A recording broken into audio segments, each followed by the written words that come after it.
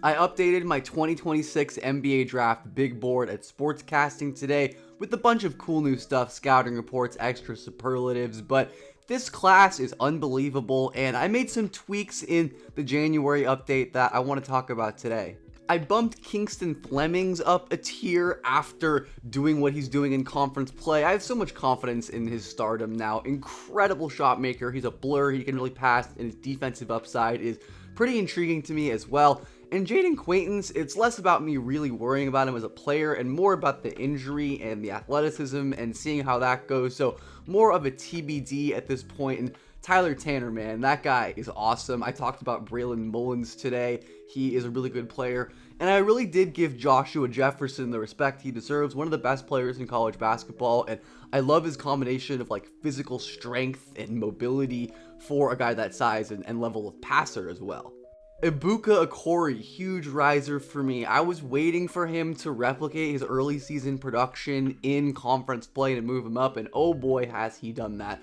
Absolute lightning bolt on offense, electric player, and I do think his like easy bucket getting ability and that kind of shot generation and easy shot creation has him at least a tier above guys like Acuff, Swain, Christian Anderson, guys who don't create those kind of easy looks off the dribble. Then in my second round, people seem to think I'm low on Keaton Wagler. I suppose I am, but I do worry some about his athleticism and his frame, especially on the defensive end, but I think he's about as good as it gets otherwise. I love his physicality. I love his skill. I think he has a high ceiling, and him being at 31 is more reflective of how strong the draft is. Same with Amari Allen, who I love his dribble pass shoot flashes as a sturdy 6'7" wing for Alabama. His ability to process on the move and kind of carry usage when Philon is on the bench especially is really impressive to me.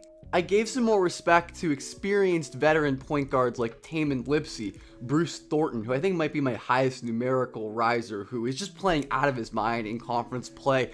Unbelievable shooter, can really defend, just does the dirty work, gets over screen, nabs those deflections. He's going to translate to the NBA, I think. And then even a player like Emmanuel Sharp, not flashy, but productive, great shooter, sturdy defender. Braden Smith is a solid player as well. Duke Miles on Vanderbilt, who's just out of my top 60, but he was a big riser for me too, a really good player despite his age. I added a few new guys to this section of the board. Alan Graves, Santa Clara freshman, a bit older for a freshman, but absurd steal and block numbers, and his instincts and reflexes are awesome. There's tons of defensive potential, and I really do think Daniel Jacobson is going to be the next Purdue Giant center to end up developing a lot and being in the NBA eventually. But let me know what you think of the board, and go check it out at Sportscasting.